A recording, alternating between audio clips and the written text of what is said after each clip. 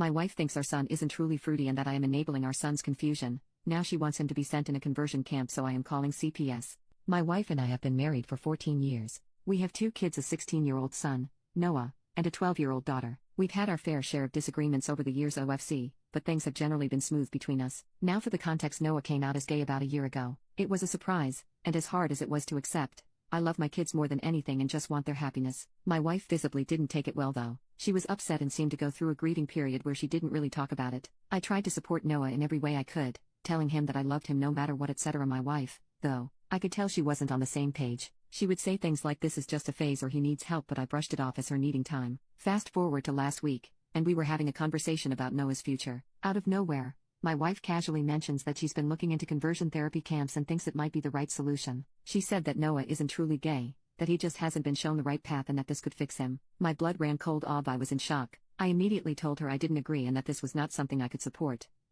She got upset and said I was enabling Noah's confusion and that if I really cared about him, I would help him get better. What the F is wrong with her? She was persistent, and no matter how much I tried to explain that conversion therapy is harmful, like I know those kids get abused, roped, and often end up either traumatized or deleting themselves, and that I would never send our son to something like that, she wouldn't back down. If I'm being 100% honest, I don't even think I love her anymore. The fact she could be so heartless disgusts me. I know being gay is not easy and people like her just make it even harder. I'm considering staying, only for our daughter's sake, but would it be okay if it means hurting my son? It feels like a betrayal to Noah. I just don't think I can keep living with someone who thinks this is okay. Update. So yesterday I took the day off and went to see an attorney just to get some info about divorce, etc. But after what happened, I'm 100% sure I want a divorce ASAP. Yesterday I went to pick Noah at his school, and as many of you suggested, we had a long discussion. I basically told him his mom and I may be getting a divorce because she wants to send him to a conversion camp, but I can't accept that. I've talked with her many times and I told him I'll probably go through with it. He looked really hurt. My heart broke all over again, but was very understanding and thanked me for standing up for him. I pulled him into a tight hug and told him I'll always love him no matter what and that nothing's his fault. At that moment he started crying because he was so glad at least I was on his side. And I'm very pissed, so sorry if I don't make sense, but apparently his mom had been pressuring him for months. She planned dates with girls to try and fix him, and he had to lie by saying he was going at a friend's instead. She was saying he needs help, and as much as she loves him he needs to get his condition cured, etc. I feel so bad because I've been so oblivious to all that and I failed to protect him for all that time. How do you make your 16-year-old son go through that? So when we got home yesterday, I can't lie, I was furious and confronted her right there and then. At first she was trying to explain she was doing it for him, but her speech quickly turned to slurs and it was clear she was just ashamed of having a gay son. In the end I told her I went to see an attorney and that learning all that just confirmed that I want a divorce. She got really angry, calling me a delusional disgrace. We argued a lot and at some point Noah tried to separate us, but my wife punched him multiple times. She was saying disgusting things like he is a dirty fag T and that it's all his fault we're getting divorced because his filth corrupted me. My daughter, who was prob in her room, came to see what all that commotion was about and was rightfully horrified and quickly called 911 when I told her to. Long story short, the cops got there and took her away. She was very reluctant to go because she was not in the wrong and they needed to let her go. I explained everything to my daughter and she doesn't want anything to do with her mom anymore. RN, I'm in the hospital because my STB ex-wife broke my rib while I was restraining her. I should have probably went as soon as the cops took her, but my son was crying, with a black eye and split lip. They are checking for any concussion.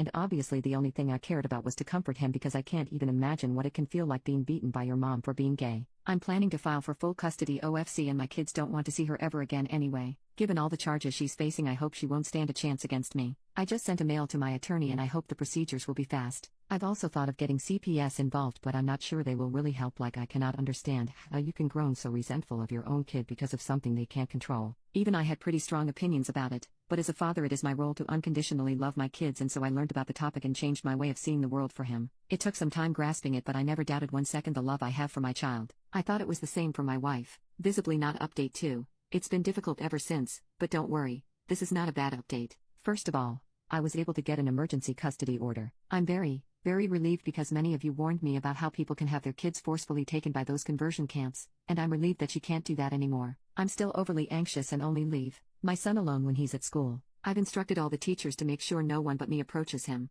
Thank God my boss has been understanding on the matter. I've been granted the exclusive use of our house as well, so I've changed the locks and installed security cameras. Many friends and family members, from my side of course, have been visiting often, to give us both emotional support and safety. Many of you also advised me to document every injury that my son and I sustained. Fortunately my son didn't suffer a concussion, so I took plenty of pictures and gave them to my lawyer, and she has also taken my son's and my daughter's testimony. Given all the charges my wife is facing, child abuse both physically and emotionally / neglect / endangerment, assault and battery, hate crime and domestic violence. Yeah, it doesn't look very good for her. Our lawyer is confident that I will 100% be granted full custody. She also said that it's likely Sv's attorney will recommend that she gives up her parental rights, given the overwhelming evidence against her. Also, it's very likely that my son and I, possibly even my daughter if she asks for it, will be granted a restraining order against her. My lawyer has told me CPS involvement will only strengthen my case, as they are thoroughly investigating everything. While we're still waiting to get the court date, I am feeling highly confident and relieved for the first time since all that poop happened. I've gathered tons of overwhelming evidence against the toxin.